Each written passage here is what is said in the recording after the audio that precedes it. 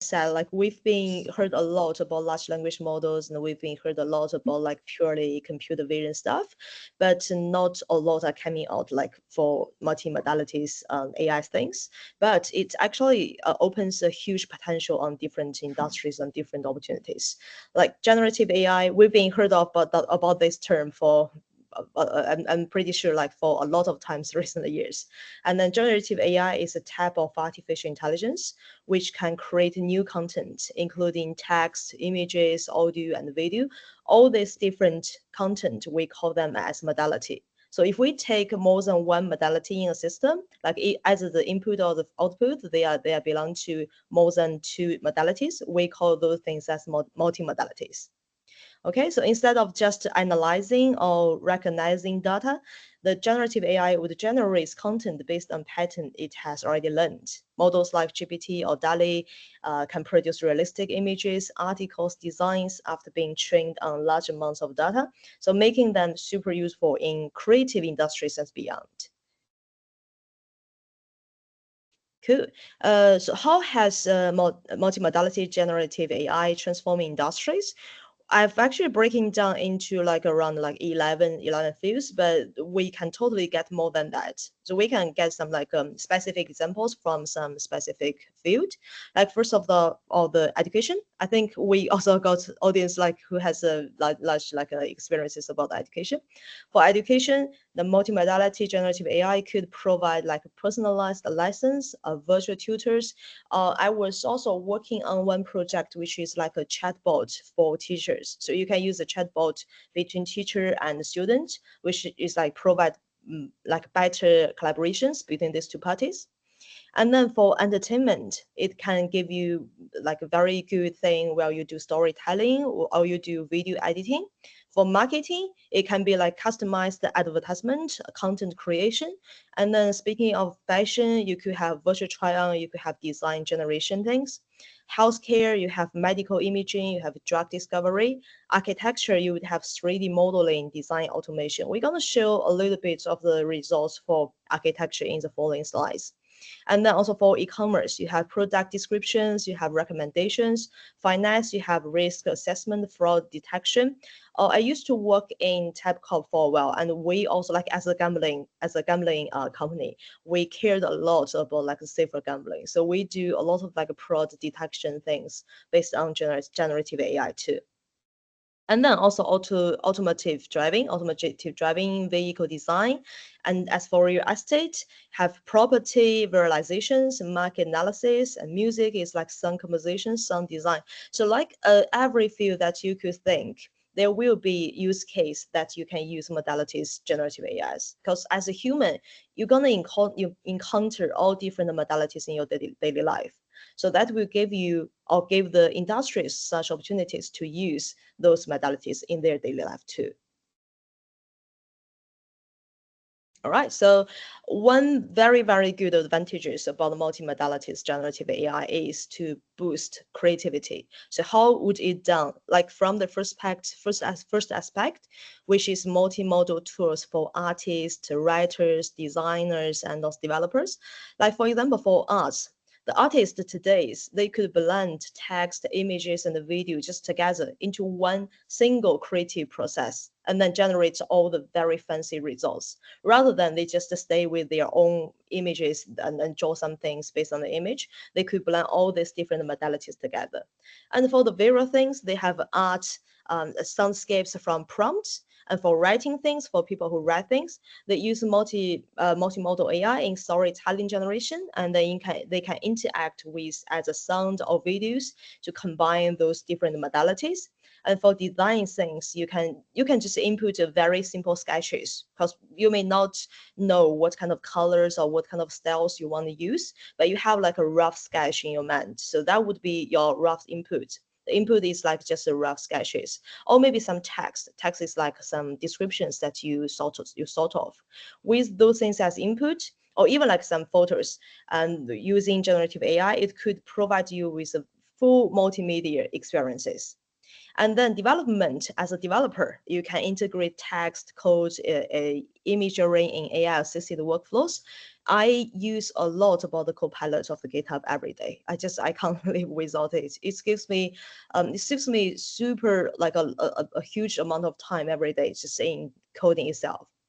And then another thing that also has advantages brought by multimodal generative AI is co-creation across multiple modalities. Like when we combine all them together, one thing that we can do is idea generation. So if we have artists, if we have creators, if we have different people from different parties, the multimodality AIs could combine all these people together. It could help artists and creators to quickly produce combination of text, image, video, and so on. Maybe some aspects they would be super good at maybe describing some text, and some of them would be super good as predicting some like drawing some beautiful images. And then if we have the abilities to combine them together, we're gonna have the abilities to provide a multimodal, very fancy result. And then also for music and video, musicians today they can even like input some lyrics and melodies, and then multimodal AI would generate the video results to match the emotion tones of the music. Okay, so here are some examples. So these are actually examples from Leonardo AI, because Leonardo AI itself is a platform where you can take the text as input and then give you output as images or as videos. And if we look into all these images, they are all generated by Leonardo purely itself. We can do poster generation, we can do logo design, we can do graphic design, and all you need is just some like a description or some prompt to describe what you want. Like for the first thing, you made the description or the prompt would be something like, "Can you help me generate a poster contains a something like takeover and global life and just some insurance group." I think that's from some life insurance group. And then for the middle things, maybe it's like a company of a real estate. You can just describe, could you maybe give me like a name card with with our name as real estate on the top of that, and then maybe a simplified version of a house. And this is all it can do just in several seconds. And then other things is like interior design, residential design, creativity. These are all related to architecture. I have a set project which is also working on architectures, AI assisted architectures. So we can even generate the floor plan, the purely floor plan from some text or from some prompt itself. And then with more abilities, we can create the interior designs. And then with more abilities, we can create even the 3D residential design, like 3D map or 3D like visual results of what you need based on that purely floor plan. All these three images are also from Leonardo AI, and we generate tons and tons of images every day for all kinds of customers from different industry fields. And other thing, this is actually one of my personal project I've been working on, because I'm like a huge fan of multimodality AI, and I'm really keen on exploring different use cases of such things. So the project I'm working on is actually create something from a very simple concept. Like the concept would be just a tiger, and then I wanted to have the full storytelling. Wanted to have a full video, even like a video or even like music or even like an image as output. And then all the things, all the processes will be done by AI purely itself. Like for example, the input will just be a tiger, and then GPT or other things will help you to generate a script about what is a tiger. And then using that script, you can do some like image or video generation, like the one showing on the right side of this image, which is also generated by Leonardo.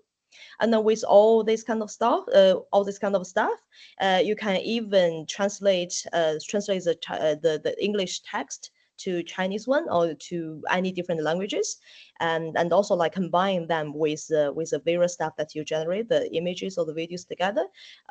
By using this, we can achieve the goal of transferring from a simple concept to the final story, streamline. Yeah, I think that's pretty much of this, because I'm more looking forward to like more discussion. So as a conclusion, generative AI in multimodal would formers enhances like creativities by combining text, image, audio, video all together. And then all it can do is to make the content creation more accessible and efficient. By using very few manual effort involved, you are going to get a lot of things like even like outside of your mind. It's just like giving you a very, very efficient brainstorm in a very short time. And then it empowers industries like education, entertainment, marketing to deliver personalized and engaging experiences. And alternatively, it will democratize technologies and enable individuals and businesses alike to innovate and thrive in a very rapid, evolving digital landscape. Yeah, I think that's pretty much of that. Yeah, thanks so much. So I just come up like a one question very straightforward. Like I know like a Mid Journey is doing something very similar. So Yes. how Leonardo AI differentiate to Mid Journey? Midjourney is actually our biggest competitors. Yeah, so we compare with Midjourney every day. But the thing is, I think we are focusing on different styles. Like Midjourney is more focusing on the very like a realistic photography of a portrait images. But what we do maybe is like during from animes, like different like a gaming industry. Because Leonardo AI itself is coming from a gaming industry. So we have a lot of gaming assets there, and then we are very good at generating those things. So yeah, Hmm. that will set us apart. But we also looking forward to expanding to all different categories and then do something like Midjourney. Yeah, yeah, yeah. Because like this afternoon, like one of my friend who's doing a design studio, he's like talking about one of his client trying to build out some of the gaming elements, so sort of like animation. So they create their own avatar, so their own like pictures. Then they try to interact their own pictures with other like pictures in kind of like a virtual world. So is that something can be possible? So people can design their own avatars and interact with like some other environment, things like that. Uh, is that something like I don't know like what kind of interaction we are talking about? Is that something you can like 3D kind of Uh, interaction or just yeah. 2D So space? like a 3D model, though, like people probably will set themselves as like a avatar, like their own like a representative, like a gaming character, and he just want his own character can interact with the gaming environment. For example, if they have a fighting game or maybe some of the like what kind of a game they try to make their own bodies moving and interact with the real Okay. environment. Will So will that be moving when they move the avatar would move? Is this something they wanted to achieve or just to yeah, something like that. Because they just still, I think the key point is that they want to keep their own avatar more lively and like because they spend quite a lot of time and they quite like the things for to represent himself. And he tried to make it more lively to interact with the virtual world. So I'm not sure if that okay? something could be like a possible, like I don't know. Yeah, I'm not really like familiar with that industry, but Mm, I think what they can do is like replace some virtual avatars with a person at this moment. But if mm, you want the avatar to move exactly as a person move, then you mm. may need some I don't know motion capture things, motion capture Motion suites or something capture like that to sense. make it better. Okay, okay, okay. Yeah, because like you just made me think about in the gaming environment. So the NPCs or those characters, if they have some more possibility, can utilize the AI to design probably not only the animation but also the conversation for the Yes, NPC. yeah, That could be yeah. quite interesting as well. Yeah, that would be a very, very cool thing. I think some big industry has already tried to do that. Maybe Google. They are trying to utilizing the reinforcement learning in their game, and Mm, by using some like neural network things there. And then it will help the NPC to give a personalized conversation with you. Like for different players, the NPC would give you different conversations. mm, So yeah, perhaps I don't know. There are just a huge amount of potentials and use cases just floating out there. mm. Yeah, that's quite interesting. I'll probably leave the question to the other audience here. Cool. Oh, I have a small question. For the image generation part for the Leonardo AI, you you showed us some images that, for example, a post or some decoration images. So, how do you guys make it really precise generated? I mean, when I use uh, generative AI, it sometimes just generates some irrelated or very faulty images. How do you Yeah. guys deal with that? I think as a customer, well, as a trainer, as an AI trainer, we're gonna care something else. But as a customer, what you wanted to do maybe is have a very, very good prompt, have a very detailed prompt to describe what you Uh, want. Like if you wanted to generate a cat, or if you just wanted to generate, I don't know, like maybe a cat, just instead of just saying can I have an image of a cat? You can say like, can I have an image with of a cat which is has a color of white and black and has a lot of furs and is standing in the middle of the forest and doing something. So the more details you prompt is going to be, the more details that you're gonna get from the results. So yeah, and you also have like a lot of magic word. Maybe just put something like beautiful, not ugly, and all this kind of stuff. It will give you a very good result. Yeah, but yeah. for those things, you the good thing is to keep up with the community because most of the customers they would come up with a very good prompt, and you can just borrow there and use it. Yeah. So I mean, if they are very sensitive to the numbers, I mean, if I input the prompt like generate a house with 3 windows or generate a box with a matrix of windows with 3 row and 5 columns, will it generate the exact number of windows? To today, the technologies to today couldn't do that very precisely. Yeah. It's not, I think one disadvantages of generative AI, like the text to image models, is not very good at capturing all this precise number. It doesn't have a very clear understanding of what is logic, what is those numbers. So especially Yeah. when you do something, if you do like a, can I have a cat with four legs, or like with 5 or 6 legs? Maybe it can do. But if you do something very precisely, like can I have 5 windows of a house, and then in some specific places can I have a table and something, I don't think it's very good at that. And Yeah. Yeah. what you need to use maybe is just some like downstreamed fine-tuned model on that specific field, like for floor plan design. We train like a separate model, but not at Leonardo, just at some other places. We train a separate model specifically to generate floor plan based on your prompt. So in that case, if you say, can I have a room with three, can I have a picture, a floor plan with 3 rooms and 1 bedroom and also 1 living room and also 1 bathroom or something like that, it will give you the very good result. Yeah, I understand. Uh, Good. and May I ask a question? Yeah, of course. Yes. As for I think I guess you are solving the individual problem. I'm want to ask whether we can solving a complex problem means like you have the 3D generation the house picture, but a house they contains the bathroom, contain the living room, contain the restaurant. They have the several rooms. Uh, mm, Now, one pump can generate one room.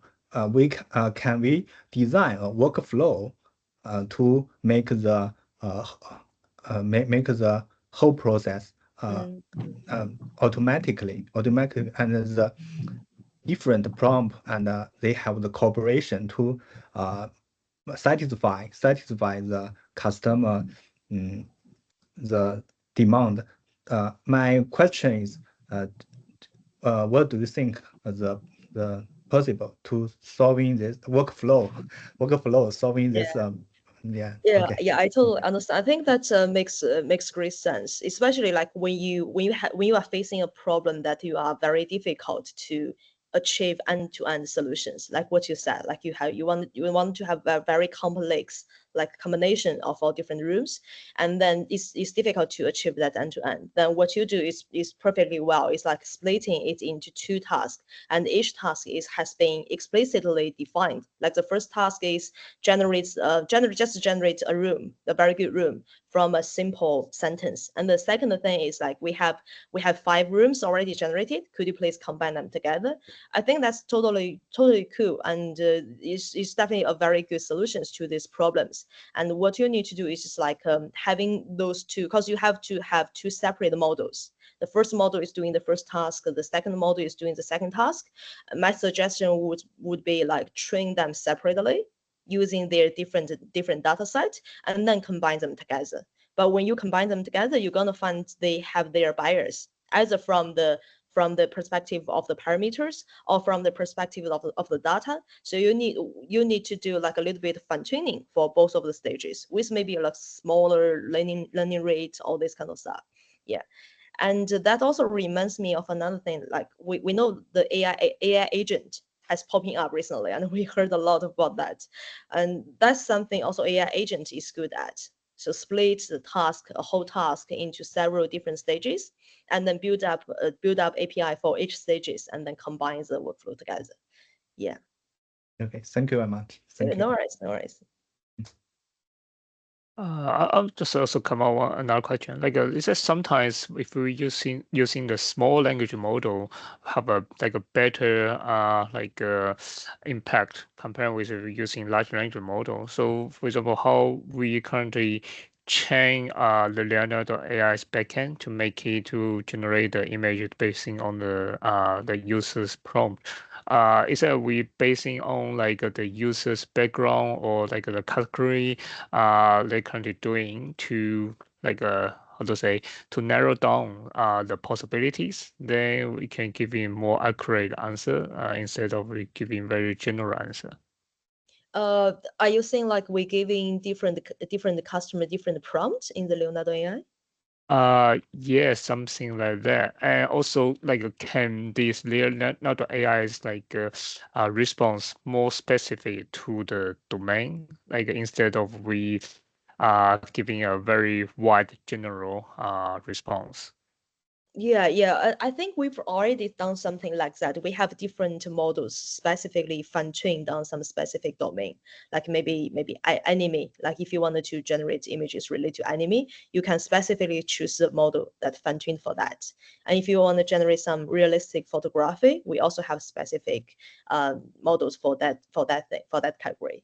So we've already done that. But one thing is you have the problems to define the categories very explicitly, right? Like sometimes you just you don't know what you want to generate. Like if you have some idea, you don't really know. You do you want it to be anime, or do you want it to be photorealistic, or do you want it to be like something like old fashioned? So if you don't have answer, we still give you the access to the general, like a more general result, which randomly give you some output to do the creativity, ideation, and all those stuff. Mm, mm, mm. So also, is there I have some of the memory? So basing on like the last question, then it will affect the next answer. So like if we We don't have that at this moment, but some people from our team have already got that idea. Like we kind of like one of the results to generate it towards the customer's requirement. Like if I generate something about a cat and I don't like it, my next prompt would be kind of have a cat with a black and white skin, and then all my following results would be related to those things, because the model is trying to learn what I really wanted to get through all my like continuous prompt. That's something we wanted to do as our next version, as like a more personalized result. Yeah, but we're still in progress. Cool. Thanks. Any questions?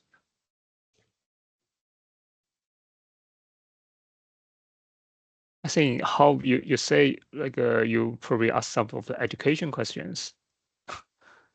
Uh, How? yeah, Yeah. I actually, because I really like be very interested in the education part about like the combination of education and AI. So because we used to develop a chatbot, which is a help teachers to answer the the students' questions. Like if a student, there will be like 10 students. If the teacher has 50 students, there will be 10 of them would ask the students, would ask the teachers the same question, like, where should I take the exam? When will the exam happen? And what do, like, maybe some questions related to the content, related to your course. We were thinking like maybe having a chatbot will increase the efficiency of the teacher. Do you think that's something that would be a potential use case? Yeah, yeah. May I just say something? I currently just use exactly same function as you just said. But I just use a regular ChatGPT 4, Oh, okay, and cool. that has been really helpful. Oh, Really, awesome. Are you yeah. using that as a student or as a role of a teacher? As a student, As a student. course. So sometimes I have some very fundamental, but I'm not that smart. So sometimes I have very fundamental or knowledgeable questions. So in that case, if I search for my own, I search on Google, it will be really hard for me to obtain the result, and it cannot be a flow. Yeah, I exactly. mean, uh, so if I use a GPT, the whole procedure of studying will become a flow. I just keep on asking questions and understanding the results, and then ask more questions based on the result. It will be a very good function, I think. Exactly. That's also something that we would like to achieve. And one more thing is because every teacher has his own books that he used to teach the students. And if a student wanted to ask a question related to that textbook, and then ChatGPT doesn't really can do that, right? Yeah, But yeah, exactly. we wanted to have the chatbot like do some rag thing with the textbook, and then give the students like, regarding your question, you can refer to page 30 of a textbook and to find out the result. Do you think that would be something helpful? Yeah, that will be much better because I can the ChatGPT 4 cannot understand when I ask him to explain some in-depth mathematical explanations. Yeah, Exactly. But one thing that we are facing, one challenge we are facing is a hallucination of the large language model. Because sometimes large language model will tend to give you some wrong answer. Because yeah, he yeah. doesn't really know what is the right answer, but he really wanted to give you some answer. So he will just like grab some wrong information and then give back to you. So for some general problems, some general questions, maybe that's not a problem.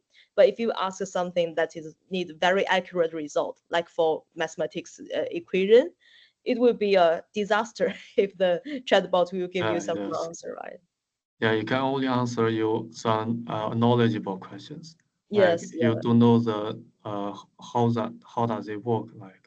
Exactly, exactly. Yeah. And also Yeah, another thing is like for a lot of students that I have encountered, they would often ask the teachers about something that is related to, I don't know, the course plan or something like that. Like, how much would I get if I pass the mid exam, and how much of the points will I get if I pass the final exam, and yeah, what is the proper preparation of the first assignment, all these kind of things.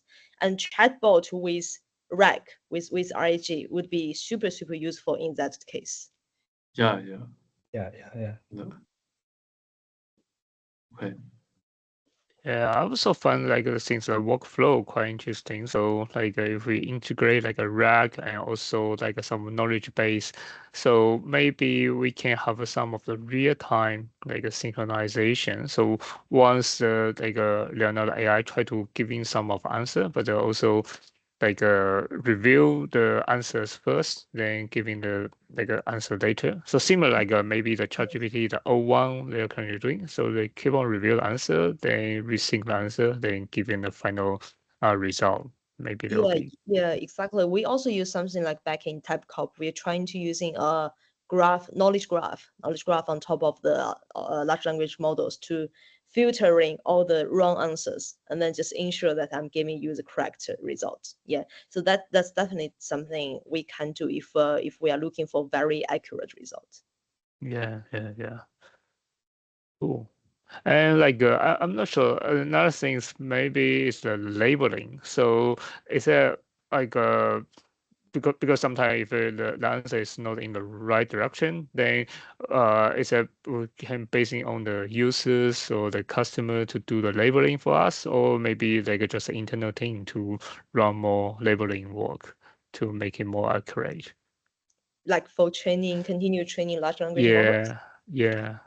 Yeah, I'm sure they're gonna have some like a data curation team inside and Mm, some like rough filtering of the data. But if you wanted to get a real good results, you still need human in the loop to do some refining, proofreading. mm, Yeah, mm, because only I'm always thinking like if we just use like a model to filter out the data and to do data curation, we don't really get a very real knowledge because all we get is just like a little bit like a cleaner data, but it's not a smart data. Only the data that provided by human or provided by human label, those are like smart data. Those are like new mm, knowledge compared to the previous knowledge. mm, That's something. There is a research field called knowledge distillation, which is also doing something like this. If you train your model and then you train your model on a more cleaner data, that's like knowledge distillation.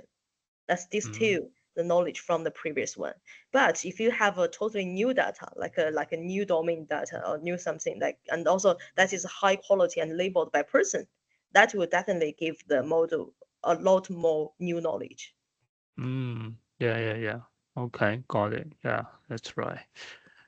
So like sometimes we shouldn't rely too much on the like system or maybe machine to do the verification, right? The human will give you the smart Yeah, if response. you yeah exactly, if you have extra manual effort and also if you really cares about the quality of your model, then this is something that you can do. But for most of the industries at today, what their needs is just some, I don't know, some APIs or some running things, so they don't care the accuracy increase from 95 to 97. They just care the accuracy increase from 0 to 95. So in that case, they can always use the automation process for data cleaning, for data curation. Yeah, it doesn't have a lot of harm on that. Mm, mm, mm. But also less expensive, like if Also we need to have a expensive. human to label it. Yeah. Yes, yes, very expensive. Yeah, and also right now the GPU or the like data Yeah, mining like getting more and more expensive. exactly. Yeah, I just want to say that I'm really open to all kinds of collaborations of the AI things because yeah, I'm super interested in all different AI projects regarding like education or architecture or different things. So feel free to reach out to me after this session if you are interested, and then we can look for some potential use case. Yeah, wonderful. Yeah, I think like we can easily get reach to you like from LinkedIn or yeah. Yeah, yeah, Mm, definitely. Yeah. wonderful. Anyone have any questions? Uh, I make a little comments. Yeah, Good. I'm studying in the math word problem, the involving the uh, reasoning step. Some difficult problems they need the several steps to reasoning and to I'm research research problem is how to lower the uh, make the generation more specific. And I have several collaboration with Nick, and meanwhile we training the to explore the code trainer with the math trainer, the model to cooperate. This is not specific, but we will generate the interesting research problem, and if we have some new idea, we can have several collaborate for some paper or something else. Yeah, Yeah, definitely. That sounds something very interesting. yeah, I think especially like AI for science. This is kind of like AI yeah, for science because combining and AI for science is like a next trend because we've already done AI pretty well in computer science, but we haven't done it in different things like biology. So nowadays I've seen a lot of people using AI on their own research field, like biology, chemistry, mathematics, physics. Yeah, so I'm super interested in that. Yeah. Okay. Hope we have more communication. Thank you. Yeah, of Thank you course. very much. No Yeah, worries. thank you very much.